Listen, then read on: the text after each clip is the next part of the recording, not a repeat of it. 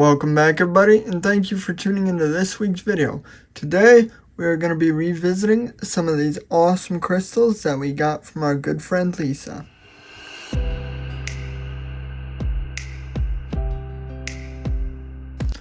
So, like I said just a second ago, we are revisiting these crystals that we ended up getting from Lisa.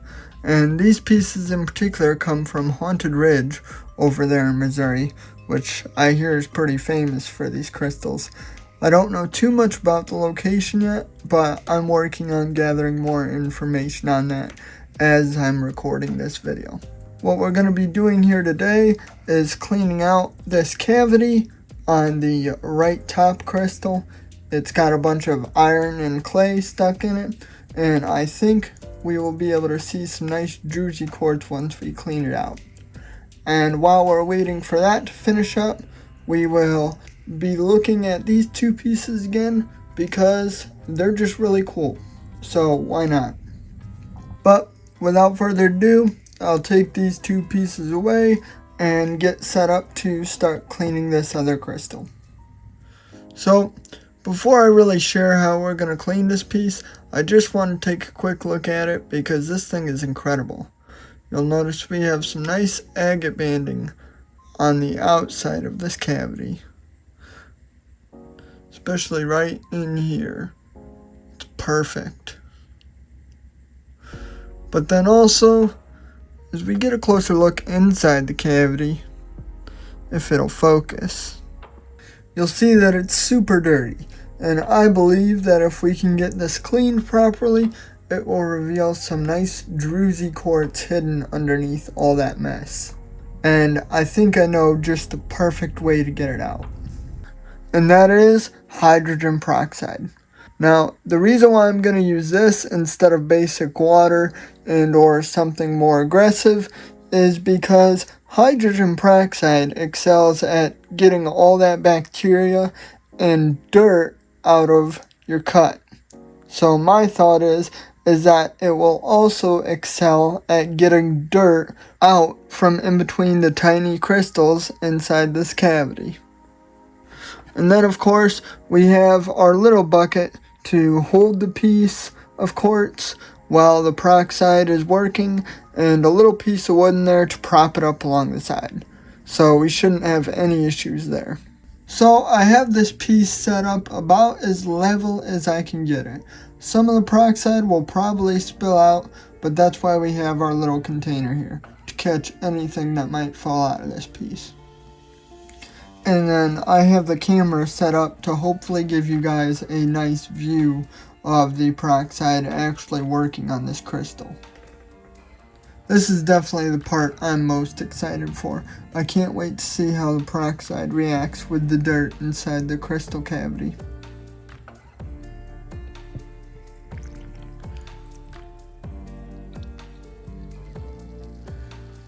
Hey, look at that. I didn't spill one drop of that peroxide. That's a bonus. So we're going to leave that for about a half hour to really give that peroxide time to work. But in the meantime, let's put this to the side and look at some cool quartz crystals. So, as we give the peroxide time to do its work, we'll go ahead and take a look at our first crystal. And this piece is the biggest of the three and looks super neat. As you can see here, the crystal points on this piece are pretty impressive. There's no druzy crystal on here by any means. I mean, wow. I just find that so cool. And we have a little bit of iron deposit on the top, which is pretty cool. Adds a little color to it. And then we have some chalcedony on the surface of these crystals. And maybe that's calcite right there. Hold up. I'm not sure what that is right there, but that's cool too. And I mean, this thing is just impressive. As many of you know, crystals are not my focus, but when you get a piece like this, you can't help but be amazed by it. And that's exactly what I am. amazed.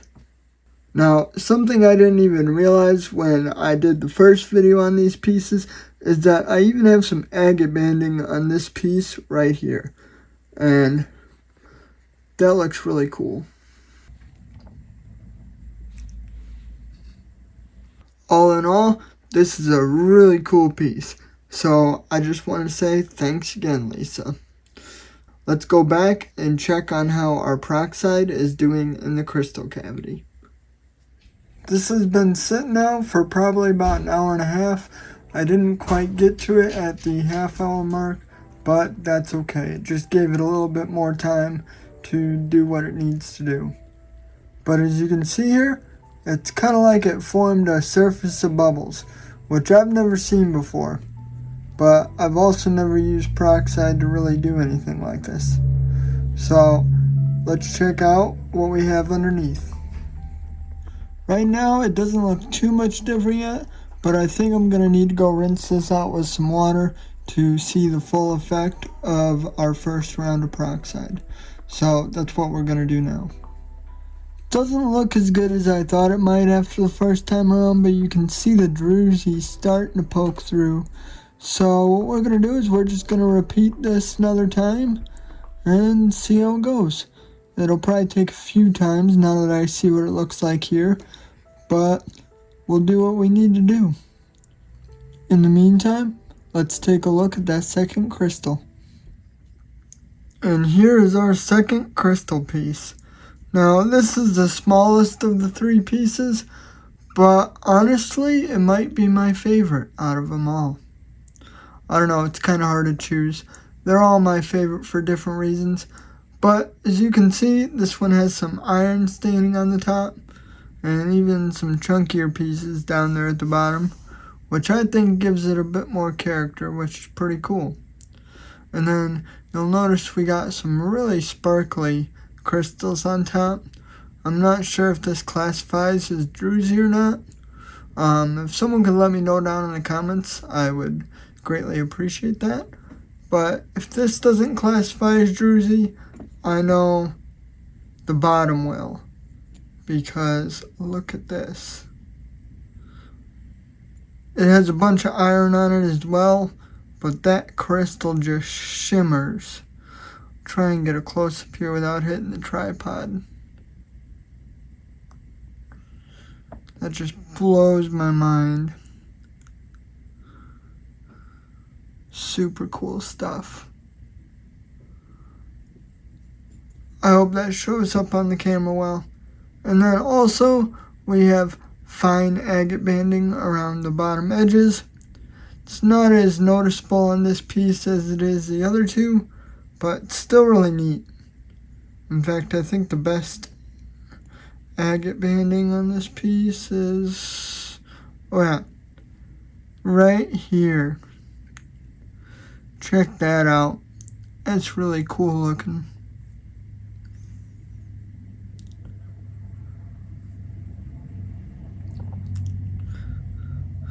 I just can't get over that right there. So yeah, this is definitely a really neat piece. And without further ado, let's go check on our final results of cleaning out that crystal cavity. Now, I ended up repeating this process of soaking it with hydrogen peroxide and rinsing it out with water 3 times. And after the 3rd time, it didn't really seem to need much more.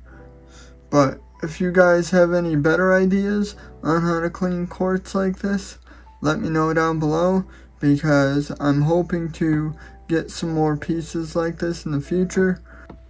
But without further ado, here's our results. So it's clear that we were able to get most, if not all, of the iron deposit out of this cavity. I think what we're seeing here still is a secondary mineral over the quartz crystals themselves, but I'm not for certain on that, because like I said before, this material is completely new to me, so I'm still trying to learn more about it, and even the best way to present these pieces to you guys, because these are some pretty unique crystal specimens. But all in all, I'm satisfied with the work. It seems to me that the peroxide was able to do what we wanted it to do. We came across something unexpected. So that's why we're not seeing the druzy like I initially thought we might.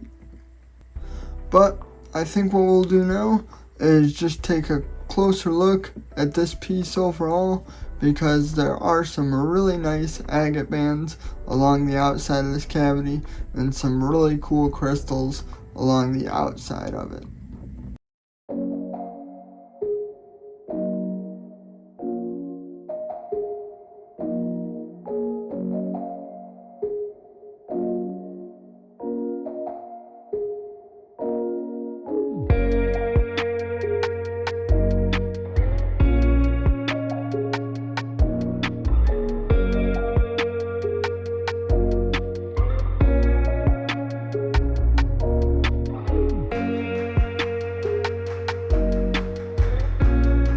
I want to thank you all for coming along with me on today's adventure. I wasn't exactly sure what the end results would be, but that's part of the deal. Sometimes you just gotta do it to figure it out.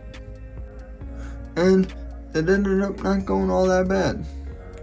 So that's a bonus. Until next time, stay safe and rock on.